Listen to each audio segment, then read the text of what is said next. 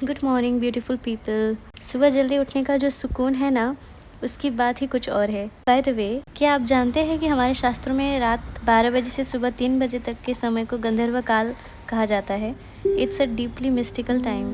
ऐसा माना जाता है कि दैवीय शक्तियाँ सक्रिय होती है। If you meditate, practice music और create something during this hours, आपकी क्रिएटिविटी नेक्स्ट लेवल पर होती है। रियाज के बाद बारी आती है एक और बहुत ज़रूरी आदत, वो है क्लीनिंग माई रूम।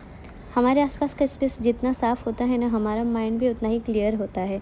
सफाई को लेकर मुझे मेरी एक स्कूल फ्रेंड की याद आती है। जब हम कॉलेज के दिनों में थे, वो कमरे में रहती थी और रोज़ सुबह 5 बजे सिर्फ इसलिए उठती थी ताकि पढ़ाई शुरू करने से पहले वो अपना कमरा पूरी तरह साफ़ कर सकें। वो अपने रूम को इतना क्लीन रखती थी कि हम जब भी जाते थे तो ऐसा लगता था कि हमारे पैर रखने से उसका फ़र्श गंदा हो जाएगा।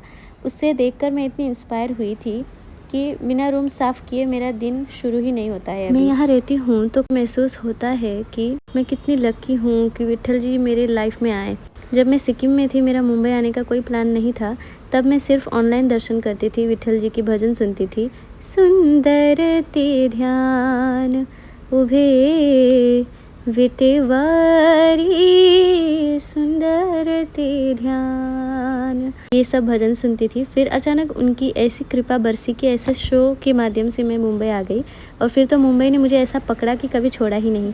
मेरे लिए यह सिर्फ और सिर्फ विट्ठल जी की ही कृपा है कि इतना सेफली रह पा रही हूँ यहाँ तक कि मेरे रूम में वो खुद चल कर आए हैं, क्योंकि मैंने उन्हें इंटेंशनली ला कर नहीं रखा था। विट्ठल जी ही मेरे माता और पिता है। मुंबई में तो मेरे लिए वही माता पिता है। एंड बस सारे काम ख़त्म करके मैं हो गई तैयार डिपार्टमेंट जाने के लिए। आज से क्लास एकदम चालू हो गया है, तो डिपार्टमेंट के रास्ता है ये और मैं पहुंच गई department. Bye, see you in the next blog.